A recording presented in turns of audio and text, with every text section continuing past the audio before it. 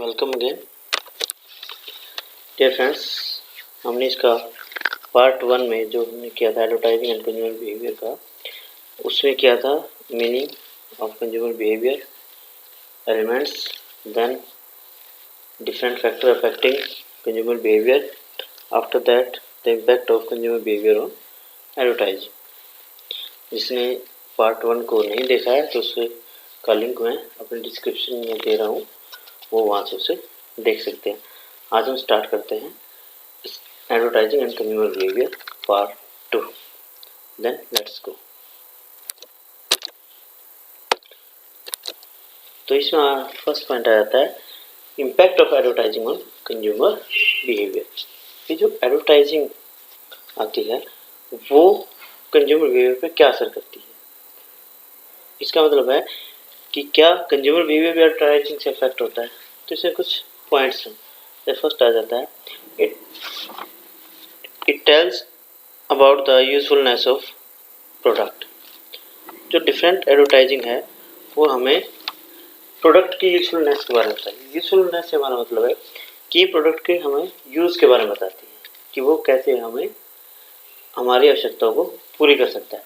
जब हमारी आवश्यकताओं को पूरा करेगा तो डेफिनेटली हमारे बिहेवियर में चेंज आएगा और हम उसको खरीदने के लिए जाएंगे। जितने भी हम प्रोडक्ट्स यूज़ करते हैं तो उनकी पहले हम एडवर्टाइजिंग देखते हैं कि प्रोडक्ट का क्या क्या यूज़ किया जा सकता है और उसके बाद हम उसको खरीदने के लिए जाते हैं।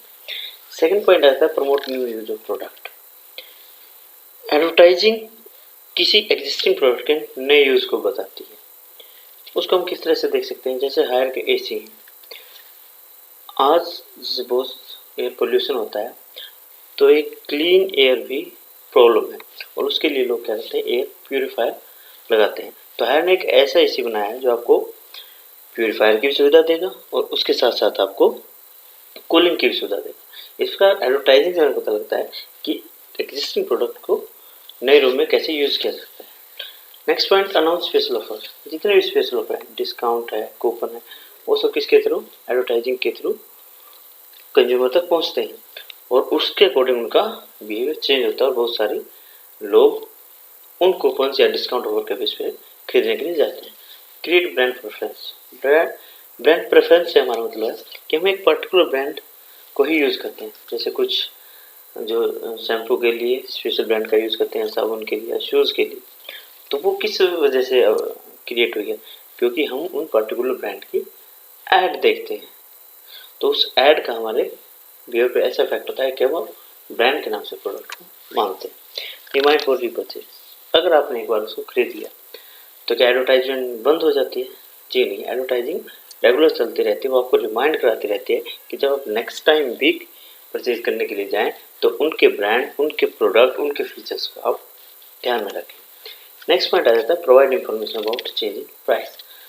अगर किसी भी प्रोडक्ट के प्राइस के बारे में चेंज होता है तो उसे किस तरह से अनाउंस करते हैं, वो सभी उन प्रोडक्ट्स की ऐड में ही ये मेंशन करते हैं कि हमने प्राइस को कम ज़्यादा या जितना भी घटाया बढ़ाया है वो किया है। तो नेक्स्ट पॉइंट आ जाता है importance of study of consumer behaviour in advertising. आखिर एडवर्टाइजिंग में हम कंज्यूमर बिहेवियर को स्टडी क्यों करें? तो इससे फर्स्ट हमारा आ जाता है हेल्प्स इन सेलेक्टिंग मैसेज कंटेंट। आपको क्या मैसेज चाहते हैं ये किस बात पे डिपेंड करता है कि आपके कंज्यूमर का बिहेवियर कैसा है। आपको कौन सी अपील करनी है, कौन कौन सी इंफॉर्मेशन देनी, प्राइस से, प्लेस से, वो सब किस चीज़ पे डिपेंड करेगा कि आपका कंज्यूमर कौन है। जैसे हम कई बार बात करते हैं कि जो भी कार एजेंसी की या बाइक एजेंसी के नाम है वो उनके ऐड के नीचे लिखे होते हैं कि आप नियरेस्ट जो सेल सेंटर है उससे उसको खरीद सकते हैं। नेक्स्ट पॉइंट है help in selecting message source person. Message किसके थ्रू दिया जाए, मतलब कि सेलिब्रिटी किसको यूज किया जाए, तो डिपेंड करता है। जैसे कोई फैशनेबल आइटम है तो डेफिनेटली जो सेलिब्रिटीज़ हैं जो फिल्म इंडस्ट्री में काम करते हैं उनको यूज़ किया जाता है। तो स्पोर्ट्स का आइटम है तो किसी स्पोर्ट्स पर्सन को ही इसमें दिखाया जाता है। नेक्स्ट आता है help in selecting media and media mix. इसके साथ कंज्यूमर बिहेवियर ये दिखाता है कि आप कौन सा मीडिया चूज करेंगे, क्योंकि कंज्यूमर बिहेवियर आपको दिखाता है कि आपके कस्टमर किस समय उस ऐड को देखेगा, या फिर कौन सा मीडिया ज़्यादा यूज़ करते हैं। जब प्रोफेशनल लोग हैं तो प्रोफेशनल जर्नल या न्यूज़पेपर या इंटरनेट को ज़्यादा यूज़ करते हैं, तो डेफिनेटली हमें एडवर्टाइजिंग वहीं पे करनी पड़ेगी। इसके साथ helps in deciding media scheduling. Media scheduling से हमारा मतलब है कि पूरे दिन में किस किस समय आप एडवर्टाइजमेंट दिखाएंगे। तो जैसे कि अगर प्रोडक्ट है वो हाउस होल्ड्स के लिए, तो डेफिनेटली आप एडवर्टाइजिंग दिखाएंगे दोपहर के समय या फिर शाम के समय सीरियल्स में। तो अगर आप लेडीज़ प्रोडक्ट बना रहे हैं तो डेफिनेटली आप उनकी ऐड न्यूज़ में नहीं दिखाते, क्योंकि बहुत कम लेडीज होती हैं जो न्यूज़ को देखते हैं। नेक्स्ट होता है helps in understanding buying motives. Buying motive से हमारा मतलब है कि जो हमें किसी प्रोडक्ट को खरीदने के लिए परसुएट करते हैं कि हम एक प्रोडक्ट को क्यों खरीदते हैं। तो उसमें थॉट, फीलिंग, इमोशंस कुछ भी आ सकता है। तो ये हमें ये समझने में हेल्प करता है कि कंज्यूमर का बाइंग मोटिव्स क्या है, आखिर वो कस्टमर को क्यों खरीदा। जैसे इंश्योरेंस है, इंश्योरेंस मोस्टली फ्यूचर को सिक्योर करने के लिए ही हम खरीदते हैं। तो जितनी भी ऐड अगर आप देखेंगे इंश्योरेंस की, वो सारी फ्यूचर से रिलेटेड होती है। नेक्स्ट होता है इफेक्टिव एडवर्टाइजिंग कैंपेन। इन सभी बातों को अगर हम ध्यान रखें और कंज्यूमर बिहेवियर को भी ध्यान रखें तो हमारा जो एड कैंपेन है वो काफ़ी अच्छा बनेगा। Next point is buying process. ये एक आदमी कैसे डिसाइड करता है कि उसे कुछ खरीदना है। तो बाइंग प्रोसेस बड़ी सिंपल से होता है। फर्स्ट पॉइंट आता है नीड अरोजल। नीड अरोजल का मतलब सबसे पहले उसकी नीड होती है। नीड होने का मतलब किसी ये पता लगता है कि उसे किस चीज़ की ज़रूरत है। जैसे अभी गर्मी का सीज़न, तो गर्मी के सीज़न में क्या होता है कि इस तरह से ऐड दिखाए जाते हैं कि हमें एसी या कूलर की ज़रूरत है। उन ऐड को देख के हमारी नीड अराइज होती है। नीड अराइज होने के बाद सर्च ऑफ इंफॉर्मेशन, उसके बाद वो इंफॉर्मेशन के बारे में सर्च करने लग जाता है। मीन्स जानकारियाँ कि जैसे अब गर्मी है तो गर्मी के लिए वो पंखा लगा सकता है, कूलर या एसी, तीन उसके पास ऑप्शन है। तो वो इन चीज़ों के बारे में इंफॉर्मेशन कलेक्ट करेगा कि कौन सा उसके रिसोर्सेज को देखते हुए सही रहेगा। फिर आता है इवेल्यूएशन ऑफ वेरियस अल्टरनेटिव। जैसे मैंने कहा जितने भी हमारे अल्टरनेटिव, मान लिया हम डिसाइड करते हैं कूलर का, भी हमारे रिसोर्सेज कूलर को अफोर्ड कर सकते हैं, तो किस कंपनी का कितना बड़ा कूलर हमें खरीदना है, किस कैपेसिटी का। तो वो क्या है, जितने भी अल्टरनेटिव हैं अपने रिसोर्सेज को देखते हैं, उनको स्टडी करते हैं, डिफरेंट कंपनीज, डिफरेंट शोरूम के भी कहाँ से हम खरीद सकते हैं। देन परचेज डिसीजन, उसके बाद हम फाइनल डिसाइड करते हैं कि हाँ हमारे अकॉर्डिंग कौन सा प्रोडक्ट हमें सेटिस्फाई कर सकता है, हमारी इकोनॉमिक कंडीशन के अकॉर्डिंग है, हमारी रिक्वायरमेंट को पूरा कर सकता है, उसको हम खरीद लेते हैं। Then post purchase behaviour. Post purchase behaviour में मतलब आ जाता है कि एक्सपेक्टेशन हमारे क्या है। ठीक है, कंज्यूमर क्या करता है कि भाई अगर प्रोडक्ट बहुत अच्छा है, डेफिनेटली वो बताता है कि भाई वो प्रोडक्ट बहुत अच्छा है, क्योंकि कंपनियाँ कई बार टेलीफोनिकली कॉन्टैक्ट कर लेते हैं और उनसे पूछ लेते हैं कि आपका प्रोडक्ट कैसा चल रहा है। अगर वो सेटिस्फाइड है तो डेफिनेटली वो सेटिस्फाई होंगे। जैसे कि अगर आप बहुत सारी एप्लीकेशन यूज़ करते हैं मोबाइल में, तो मोबाइल में हर एक एप्लीकेशन से रिलेटेड बाद में रेटिंग का आता है कि इसे रेट कीजिए कि आपका एक्सपीरियंस कैसा रहा। तो क्या है, पोस्ट परचेज बिहेवियर को दिखाता है। नेक्स्ट पॉइंट आ जाता है buying motives and advertising. Buying motives, जैसे हमने अभी कहा कि बाइंग मोटिव्स होता है कि हमारी फीलिंग्स, थॉट जो हमें मोटिवेट करती हैं किसी प्रोडक्ट को खरीदने के लिए, कि भाई हम किसी प्रोडक्ट को क्यों खरीदते हैं। तो सबसे बड़ी बात क्या है, प्रोडक्ट से हमारी प्रोडक्ट में वांट सेटिस्फाइंग कैपेसिटी होती है। वो जो हम चाहते हैं उन इच्छाओं को पूरा करने में कामयाब होता है। तो ये सब हमारा क्या बाइंग मोटिव्स होता है। तो बाइंग मोटिव्स अलग अलग तरह के होते हैं, क्योंकि हमने कहा डिफरेंट कंज्यूमर है, उनका डिफरेंट बिहेवियर होता है, तो डेफिनेटली है कि उनके बाइंग मोटिव्स भी क्या रहेंगे, डिफरेंट रहेंगे। अब बाइंग मोटिव्स और एडवर्टाइजिंग का क्या रिलेशन है वो हम बाइंग मोटिव से पता करेंगे। जैसे फर्स्ट आता है कन्वीनियंस एंड कंफर्ट। कुछ कन्वीनियंस से हमारा मतलब कि हम अपना टाइम बचाना चाहते हैं।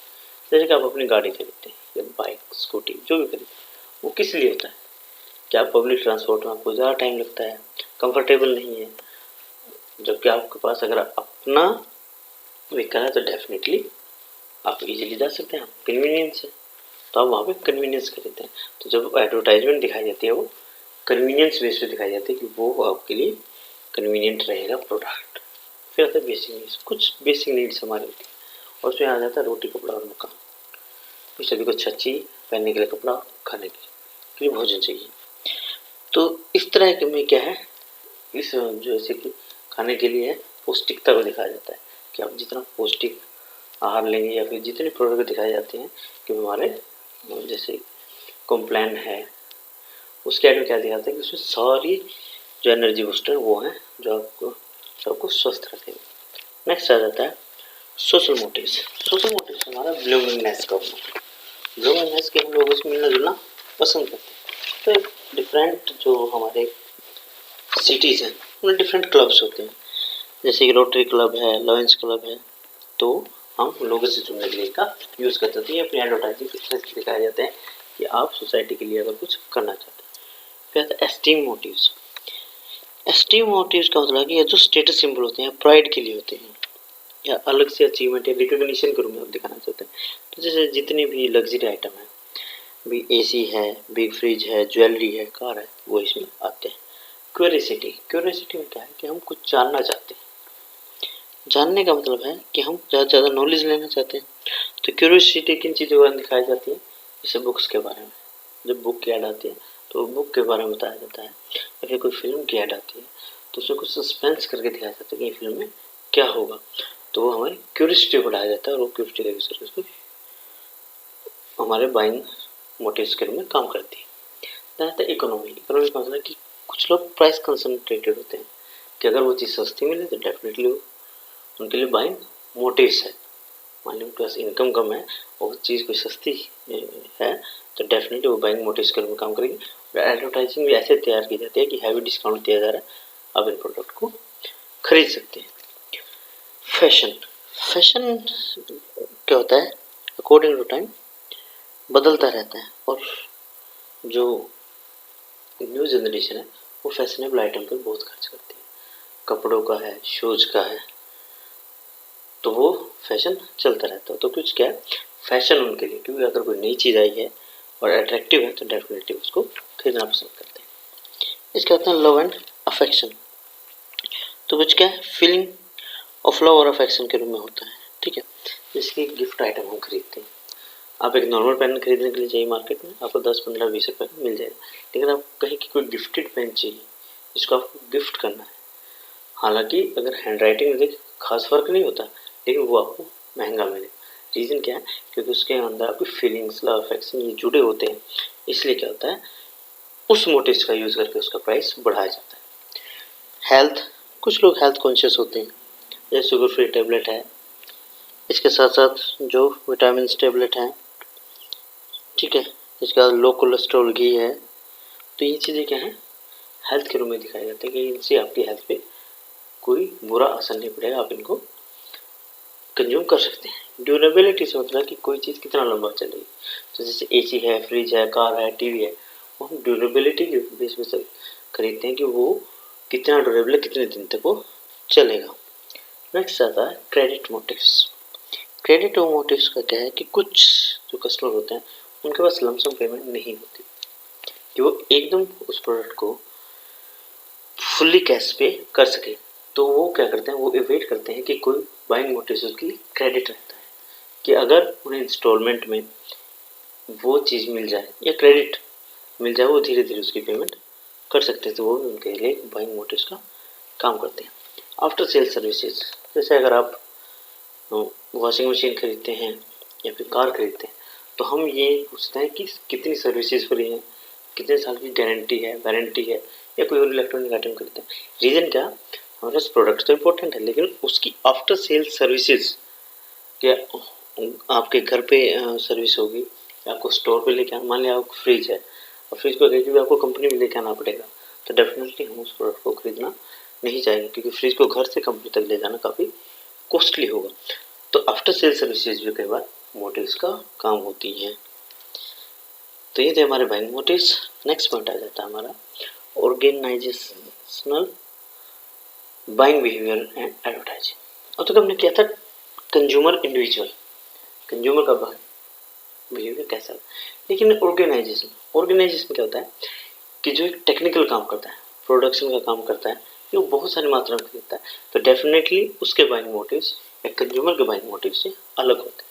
तो उसके बारे में हम देखते हैं कि उसके लिए एडवर्टाइजिंग कैसे किया। जैसे मोर रैशनल, जो कंज्यूमर होता है वो कई बार इमोशनल होता है और इमोशंस में हाई प्राइस पर भी चीज़ें खरीद लेता है, लेकिन जो ऑर्गेनाइजेशन है वो मोर रैशनल डिसीजन लेता है, उसके कॉस्ट बेनिफिट एनालिसिस करता है। तो हमारे एडवर्टाइज में कॉस्ट बेनिफिट एनालिसिस के बेस पे होना चाहिए। दूसरा लार्ज स्केल बाय, वो बड़ी मात्रा में खरीदता है क्योंकि उसको आगे सेल करना होता है। अगर वो बड़ी मात्रा में खरीदेगा तो डेफिनेटली वो हर चीज़ को जांच परखेगा, तो आपको उस हिसाब से एडवर्टाइजिंग करनी है कि अगर आप ज़्यादा खरीदते हैं तो कितना आप उस पर डिस्काउंट ले सकते हैं। मेरी पर्सनल नोट, कंज्यूमर जब बाय करता है तो मैक्सिमम 1, 2 या 3 एक फैमिली इंक्लूड होती है, लेकिन जब ऑर्गेनाइजेशन बाय करता है तो टॉप जो अथॉरिटी है, बोर्ड ऑफ डायरेक्टर्स, वो इंक्लूड होते हैं, तो डेफिनेटली वो ज़्यादा रैशनल डिसीजन लेते हैं। इसके बाद टाइम कंज्यूम होगा, फिर इसमें ज़्यादा टाइम लगता है। इसमें क्या, ऑर्गेनाइजेशन बहुत जांच परख कर सामान को खरीदता है, वो इमोशंस में नहीं खरीदता, उसके प्राइस का, उसकी क्वालिटी का, क्वांटिटी का हर रिलेशन चेक करता है और उसके बेस पे आगे कार्रवाई करता है। मोर एक्सटेंसिव कॉन्टैक्ट, उनके कॉन्टैक्ट ज़्यादा होते, ज़्यादा होने का मतलब है कि वो ज़्यादा जगह पे प्राइस चेक करते हैं कि डेफिनेटली प्राइस में ज़्यादा वेरिएशन तो नहीं है, जो हम प्रोडक्ट लेते हैं क्वालिटी प्रोडक्ट है या नहीं। मोर कॉम्प्लेक्स, ज़्यादा कॉम्प्लेक्स, जैसे उन्होंने कहा कि बहुत सारे लोग इसमें इंक्लूड होते हैं, अब ज़्यादा इंक्लूड होंगे तो डिफरेंट माइंड्स हैं, उनके माइंड में डिफरेंट आइडियाज़ आते हैं और उन आइडियाज़ के बेस पे वो जो डिसीजन होता है वो काफ़ी कॉम्प्लेक्स होता है। यूज़ ऑफ टेक्निकल वर्ड, आपको टेक्निकल वर्ड्स का यूज़ करना पड़ेगा। टेक्निकल वर्ड्स का यूज़ मतलब है कि जो फीचर्स हैं, जैसे मैंने कहा अगर मशीन क्या पैदा करे, तो एक मशीन है वो कितनी यूनिट प्रोड्यूस करेगी, कितनी इलेक्ट्रिसिटी खर्च करेगी, कितने आदमी उस पर काम करेंगे, ऑटोमेटिक है या नहीं है, अगर ख़राब होती है तो रिपेयर का कैसा रहेगा। तो बहुत सारे टेक्निकल वर्ड्स को यूज़ करना। Ad should be given professional, सबसे इम्पोर्टेंट बात है, जैसे डॉक्टर्स के लिए अगर हम ऐड करते हैं तो प्रोफेशनल जर्नल में होने चाहिए, जो मेडिकल जर्नल्स हैं तो वो उन्हीं को देखेंगे। नेक्स्ट पॉइंट आ जाता है difficulties in the study of buyer behaviour. Buyer है, बिहेवियर उसको स्टडी तो करना है, आखिर ऐसी कौन सी प्रॉब्लम आती है। फर्स्ट आता है डायनेमिक, बायर बिहेवियर कभी भी स्टैटिक नहीं रहता, मीन्स वो बदलता रहता है। बदलने का मतलब है कि वो छोटे से पॉइंट पर बदल जाता है। जैसे कि आप ड्रेस लेने के लिए एक दुकान पर जाते हैं, आपने ड्रेस को पसंद किया, दूसरी दुकान पर देखा सेम ड्रेस है और उसमें अगर बहुत कम प्राइस का भी वेरिएशन है, डेफिनेटली आप दूसरी दुकान से खरीदोगे जहाँ पे 10, 20 या 30, 400 रुपये आपको बच रहे हैं। रीज़न, क्योंकि वहाँ पे हमारे प्राइस मैटर करता है जबकि क्वालिटी सेम है। तो हमारा जो दूसरा क्या है कि इन्वायरमेंट के अकॉर्डिंग बदलता रहता है। आज हो सकता है मुझे कुछ और पसंद हो, कल कोई और क्वालिटी या फैशन बदल जाए तो उस हिसाब से कोई प्रोडक्ट पसंद होता है। मल्टीपल फैक्टर, बहुत सारे फैक्टर हैं, जैसे उनका एज है, एजुकेशन है, जेंडर है, लाइफ साइकिल है, बहुत सारी चीज़ें हैं जो उसका फैक्ट करती है, सोसाइटी है, कल्चर है, सब कल्चर है, तो उन सभी को हमें ध्यान में रखना होता है। इसके बाद difficulties is sample method of studying buyer behaviour. Buyer behaviour को स्टडी करने के लिए हम हर एक बायर को नहीं स्टडी कर सकते।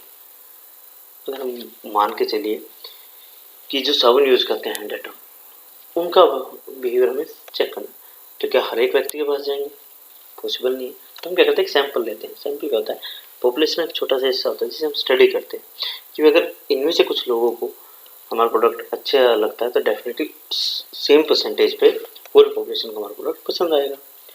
अब उसमें क्या क्या प्रॉब्लम आती है, जैसे फर्स्ट आता है नंबर ऑफ सिलेक्टेड कंज्यूमर में भी इनसफिशिएंट, तो हमने बहुत कम लिए, पॉपुलेशन 130 करोड़ के करीब है और आपने 200 ही कंज्यूमर लिए, तो क्या 200 कंज्यूमर के रिजल्ट 130 करोड़ के कंज्यूमर को अफेक्ट करेंगे या उनमें कोई रिलेशन होगा, मे भी शायद नहीं। दूसरा आ जाता है सिलेक्टेड सैंपल में not be represented of whole buyer group. भी जो हमने सैंपल सेलेक्ट किया है वो ये जरूरी नहीं है कि पूरी पॉपुलेशन को रिप्रेजेंट करेगा। अगर हम बात करें, मान लिया आप बीकॉम सेकेंड क्लास का रिजल्ट की बात करें और हम कॉलेज को सिलेक्ट करें, इस कॉलेज का जो रिजल्ट है लगभग यूनिवर्सिटी का वही रिजल्ट है, क्या ये पॉसिबल है? मे बी और may not be. Wrong sampling method, आपने सैंपल ही गलत ले लिया। जैसे कि आप फैशनेबल चीज़ों के लिए तो कर रहे हैं सर्वे और आपने जो पॉपुलेशन में सैंपल लिया है वो सारे अबव 40 एज लिए हैं, 40-50 के, तो वो फैशन के बारे में कम जानकारी दे पाएंगे, जो यंग पर्सन है वो ज़्यादा दे पाएंगे। तो अगर हमारा सैंपल सिलेक्शन ही गलत है डेफिनेटली हमारा रिजल्ट गलत है। Wrong response given by buyer, कई बार क्या है बायर जानबूझ कर रॉन्ग रिस्पॉन्स देता, वो इंटरेस्टेड नहीं होता कि वो आपके रिस्पॉन्सेज को दे। मान लिया आपने कहा कि कुछ क्वेश्चन के जवाब दिए, मे भी वो देना चाहे ना भी देना चाहे। जैसे अगर हम इनकम की बात करें, इनकम में क्या है कि अगर गवर्नमेंट सर्वे के लिए आती है तो बहुत बार क्या होता है लोग गलत इन्फॉर्मेशन दे देते हैं, इनकम कम बताते हैं। लेकिन अगर वहीं कोई और उनकी इनकम के बारे में पूछे या पड़ोसी इनकम के बारे में पूछे, डेफिनेटली उसको ज़्यादा बताते हैं। लैक ऑफ एक्सपीरियंस, दूसरा क्या है कि जो लोग सर्वे कर रहे हैं उन्हें कितना एक्सपीरियंस है। मे बी उन्हें क्वेश्चन ही पूछना ना है, अगर ज़्यादा एक्सपीरियंस नहीं तो डेफिनेटली अगर उन्हें क्वेश्चन पूछना है तो रिजल्ट भी गलत होगा। फिर आता है कॉस्टली, और ये महंगा भी होता है, क्योंकि अगर आप पूरे देश में ऑपरेट कर रहे हैं तो इतनी बड़ी पॉपुलेशन में हर एक स्टेट का अपना कल्चर है, विद इन स्टेट आपके सब कल्चर्स हैं, तो हर एक से आपको सैंपल लेना पड़ेगा। तो क्या पॉसिबल है कि आप हर एक से सैंपल ले लें? और अगर आप हर एक से सैंपल ले भी लें तो उसको स्टडी करना तो इसमें बहुत सारा पैसा लगता है। तो ये था भी हमारा कंज्यूमर बिहेवियर एंड एडवर्टाइजिंग। तो थैंक यू वेरी मच। अगर आपको इससे रिलेटेड कोई क्वेश्चन है तो डेफिनेटली आप कमेंट बॉक्स में उनको लिख सकते हैं, और जिसका फर्स्ट पार्ट है उसको मैं डिस्क्रिप्शन में दे रहा हूँ, अगर किसी ने नहीं देखा तो उसको वहाँ पे देख सकते हैं। Thank you very much.